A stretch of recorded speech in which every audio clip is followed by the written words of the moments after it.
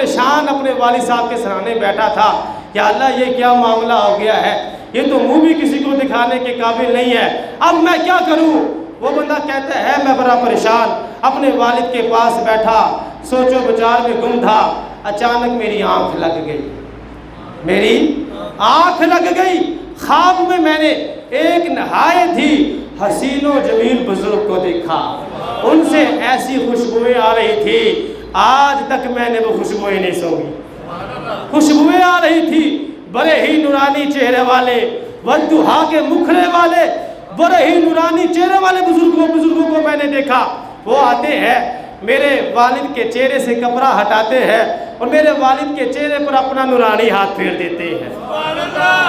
کہتے ہیں وہ چہرہ جو سیاہ ہو چکا تھا، وہ چہرہ 14ویں رات کے چاند کی طرح چمکنا شروع ہو گیا، کہتے ہیں وہ بابا جی وہ بزرگ ہستی جب جانے لگے نا، میں ان کے دامن کے ساتھ لپٹ گیا، میں نے لپٹ کر عرض کی کہ لجپال اتنا کرم فرما دیا ہے، مجھے یہ تو بتائیں آپ ہیں کون، اتنی کرم نوازی کیوں فرمائی ہے؟ انہوں نے بتایا اے میرے امتی میں تیرا نبی ہوں،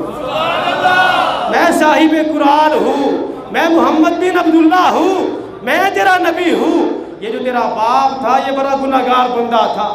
بڑا گناہگار بندہ تھا، لیکن اس کی ایک عادت تھی، یہ مجھ پر کثرت سے درود پاک پڑھا کرتا تھا، مجھ پر کثرت سے درود پاک پڑھا کرتا تھا، ہے تو یہ بڑا گناہگار تھا جس کی وجہ سے اس کا چہرہ سیاہ ہو گیا، لیکن یہ مجھ پر درود پڑھتا تھا، اور جب یہ بیمار ہوا تھا تو اس نے مجھے فریاد کی تھی مجھ سے،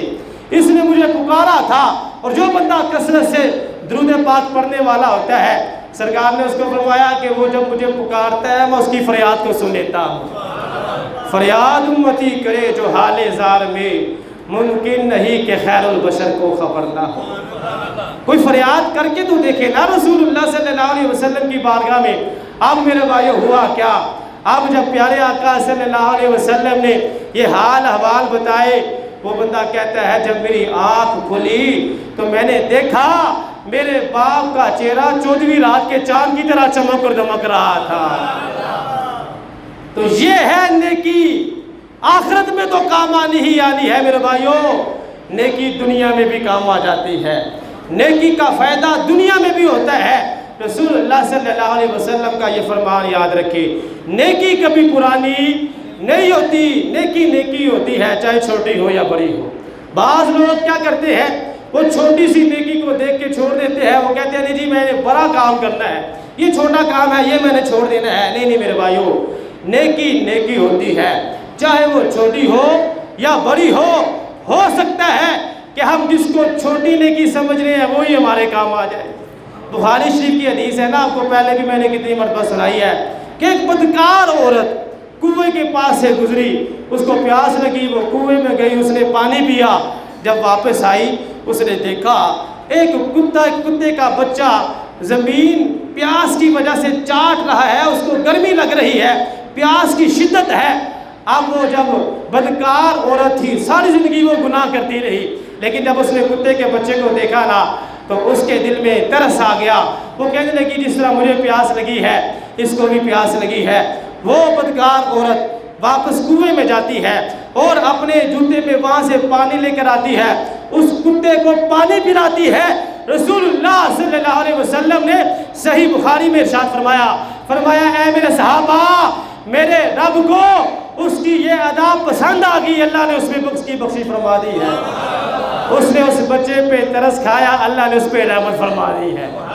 تو نیکی میرے بھائیو چاہے چھوٹی ہو یا بڑی ہو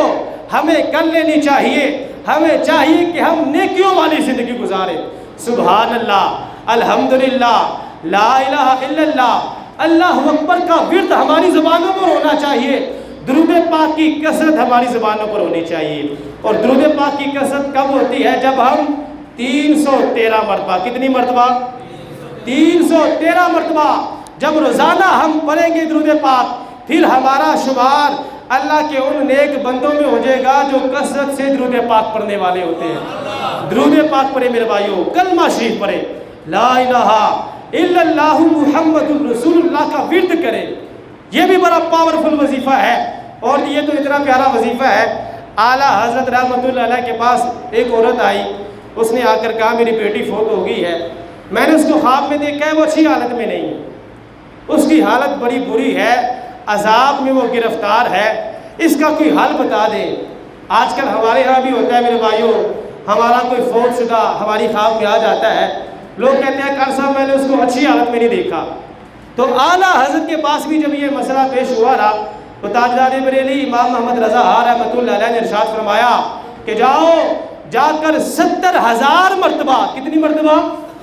70,000 मरतबा कलमा तैयबा का विर्द करो और वो उस खातून को, उस लड़की को इसाले सवाब कर दो। अल्लाह पाक उस कलमे को पढ़ने वाले की भी और जिसको उसका सवाब पेश किया है, अल्लाह दोनों की बख्शी फरमा देगा।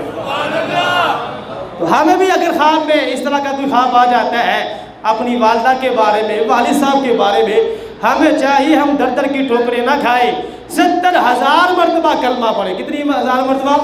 70,000 मरतबा कलमा पढ़ के उसको बख्श दे, अल्लाह पाक करम फरमा देगा। कलमे का विर्द रखे मेरे भाइयों, ताकि जब हमारा आखिरी वक़्त आए ना तो हमारी ज़बान पर उसको का जारी हो ला इलाहा इल्लल्लाहु, सारे पढ़े ला इलाहा मुहम्मदुर रसूलुल्लाह। दुआ किया करें आखिरी वक़्त आए तो कलमा पढ़ना नसीब हो जाए। इसमें भी एक मसला याद रखिए, जब आखिरी वक़्त किसी का आ जाता है ना, बाज़ लोग कहते हैं कलमा पढ़ रहे, कलमा पढ़ो, कलमा पढ़ो, उसको कह रहे होते हैं कलमा पढ़ो। नहीं नहीं मेरे भाइयों, ये तरीका गलत है। जिस बंदे का आखिरी वक़्त आ जाए, अब घर वालों को पता चल गया है कि ये इसके आखिरी लम्हात हैं, घर वालों को चाहिए उसके पास बुलंद आवाज़ से कलमा पढ़ना शुरू कर दे। कैसे पढ़ना है? बुलंद आवाज़ से उसके पास कलमा पढ़ना शुरू कर दे। ये उसको नहीं कहना कि तुम कलमा पढ़ो, क्योंकि वो नज़ा की सख्तियों में है मेरे भाइयों। अगर उसने कह दिया मैं नहीं पढ़ता या नहीं मानता, वो तो बेचारा ईमान से चला जाएगा। आपने उसको नहीं कहना, आपने उसके पास बुलंद आवाज़ से कलमा पढ़ना शुरू हो जाना है। वो आपकी आवाज़ सुनेगा, वो भी कलमा पढ़ना शुरू हो जाएगा। अच्छा, जब वो कलमा पढ़ ले, कलमा पढ़ने के बाद उससे कोई बात ना की जाए, ना ही कोई जिक्र अज़कार किया जाए, फिर कोशिश ये करनी चाहिए कि इसका जो आखिरी कलाम दुनिया से जाते वक्त हो वो ला इलाहा इल्लल्लाह हो। अगर आपने उसको पहले कलमा पढ़ाया, कलमे के बाद फिर हाल हवाल पूछ लिया, तो फिर वो मज़ा नहीं देगा, फिर वो फजीलत नहीं मिलेगी। जब उसने कलमा पढ़ लिया, कलमे के बाद कोई बात नहीं करनी मेरे भाइयों, ये मैयत को जो जिसका नज़ा का वक़्त होता है, जिसका आखिरी वक़्त होता है, उसको कलमा पढ़ाने का ये तरीक़ाकार है। मैं दुआ करता हूँ अल्लाह पाक हम सबको अमल करने की तौफ़ीक नसीब फरमाए।